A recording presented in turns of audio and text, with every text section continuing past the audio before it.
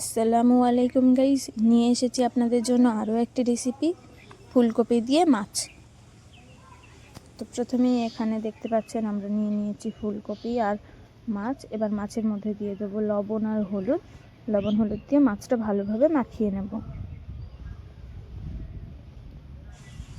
তারপর এখানে কড়াইতে তেল গরম করে নেব। তেলটা গরম করে নিয়ে তার মধ্যে আলু কেটে রেখেছি, সেই আলুগুলো ভেজে নেব। এবার এখানে দিয়ে দেবো ফুলকপিগুলো খুব ভালোভাবে ভেজে নেব। ফুলকপির মধ্যে দিয়ে দেবো একটু লবণ আর একটু হলুদ। লবণ আর হলুদটা দিয়ে একটু নেড়ে নেব। নেড়ে চেড়ে ভালোভাবে লাল লাল করে ভেজে তুলে নেব।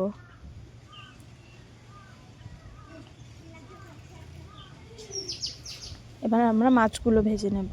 তো একে একে সব মাছগুলো দিয়ে দেবো।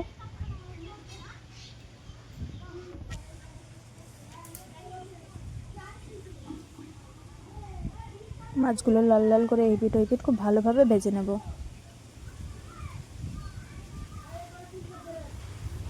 মাছগুলো ভাজা হয়ে গেছে, এবার তুলে নেব।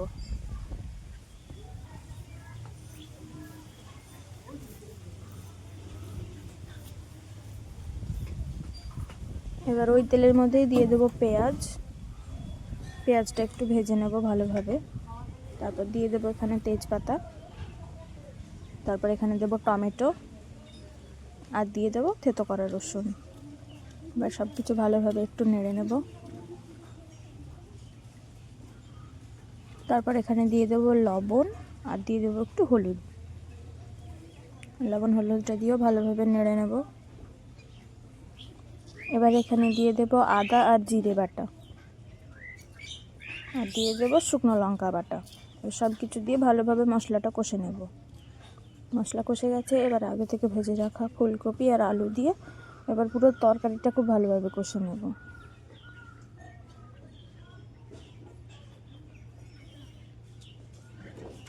তরকারি কষে গেছে, এবার এর মধ্যে জল দিয়ে ঢেকে সিদ্ধ করে নেব।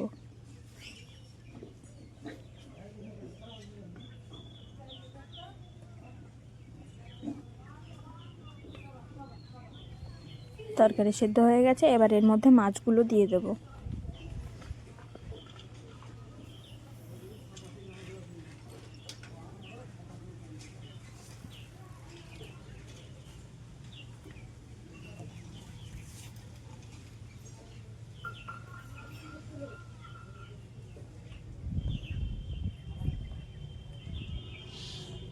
এবার মাছগুলো দিয়ে ঢেকে 5 মিনিট জাল করে নেব।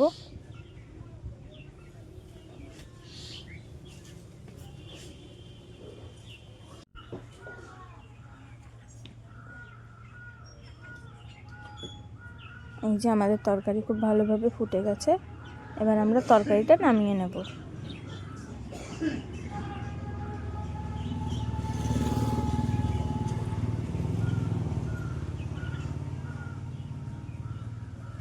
এই আমাদের তরকারির ফাইনাল লুক।